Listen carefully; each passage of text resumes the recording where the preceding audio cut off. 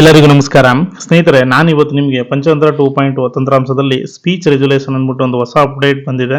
So ಅದ್ರ ಬಗ್ಗೆ ಸಂಪೂರ್ಣವಾದ ಮಾಹಿತಿನ ತಿಳಿಸ್ಕೊಡ್ತೀನಿ.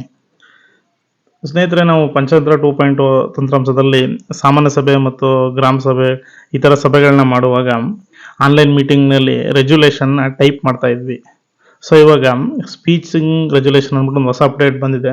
ಸೊ ಅದರಲ್ಲಿ ನಾವೇನು ಗ್ರಾಮ ಸಭೆ ಮತ್ತು ಸಾಮಾನ್ಯ ಸಭೆಯಲ್ಲಿ ಏನು ಡಿಸ್ಕಸ್ ಮಾಡ್ತಾ ಇದ್ದೀವಿ, ಆ ಡಿಸ್ಕಸ್ ಪಾಯಿಂಟ್ಸ್ಗಳನ್ನ ಅದು ಅವ್ರ ಸ್ಪೀಚ್ ಏನಿದೆ ಅದನ್ನ ಕೂಡ ಕ್ಯಾಚ್ ಮಾಡಿಕೊಂಡು ಆಟೋಮೆಟಿಕ್ಕಾಗಿ ರೆಗ್ಯುಲೇಷನ್ ಟೈಪ್ ಮಾಡೋ ಅಂತಹ ಹೊಸ ಅಪ್ಡೇಟ್ ಬಂದಿದೆ. ಸೊ ಅದ್ರ ಬಗ್ಗೆ ನಾನೀಗ ನಿಮಗೆ ಲೈವ್ ಆಗಿ ತೋರಿಸ್ಕೊಡ್ತಾ ಇದ್ದೀನಿ.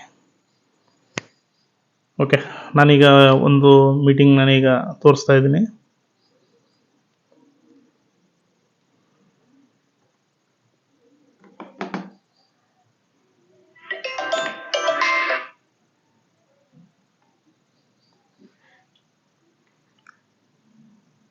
ಓಕೆ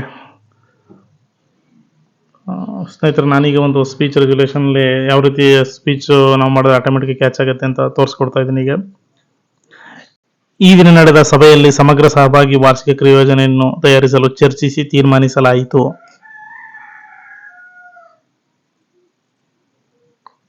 ಓಕೆ ಸ್ನೇಹಿತರೆ, ನಾನು ಈ ಥರ ಸ್ಪೀಚ್ ಮಾಡಿದ ತಕ್ಷಣ ಆಟೋಮೆಟಿಕ್ ಆಗಿ ಸ್ಕ್ರೀನ್ ಮೇಲೆ ಟೈಪ್ ಮಾಡ್ಕೊಳ್ಳುತ್ತೆ. ಸೊ ಇದೊಂದು ಅಪ್ಡೇಟು ತುಂಬ ಚೆನ್ನಾಗಿದೆ. ಸೊ ಕೆಲವು ಮಿಸ್ಟೇಕ್ಗಳು ಕೂಡ ಆಗ್ತವೆ. ಸೊ ಅದನ್ನು ನಾವು ಸರಿಪಡಿಸ್ಕೋಬೇಕಾಗುತ್ತೆ. ಹಾಗೆ ನಾನೀಗ ನೆಕ್ಸ್ಟ್ ಅಜೆಂಡನು ತೋರಿಸ್ಕೊಡ್ತೀನಿ. ಓಕೆ, ಆಡಳಿತಾಧಿಕಾರಿಗಳ ಅಪ್ಪಣೆ ಮೇರೆಗೆ ಇತರೆ ವಿಷಯಗಳು. ಆಡಳಿತಾಧಿಕಾರಿಗಳ ಅಪ್ಪಣೆ ಮೇರೆಗೆ ಯಾವುದೇ ವಿಚಾರಗಳು ಇಲ್ಲದೆ ಇರುವುದರಿಂದ ಸಭೆಯನ್ನು ಮುಕ್ತಾಯಗೊಳಿಸಲಾಯಿತು.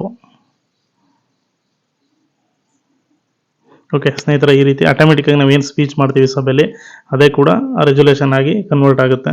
ಸೊ ಇದರಲ್ಲಿ ಕೆಲವು ಸಣ್ಣ ಪುಟ್ಟ ಮಿಸ್ಟೇಕ್ಗಳು ಬರುತ್ತವೆ, ಅದನ್ನು ನಾವು ಸರಿಪಡಿಸ್ಕೊಂಡು ಸೇವ್ ಮಾಡ್ಕೋಬೇಕಾಗುತ್ತೆ.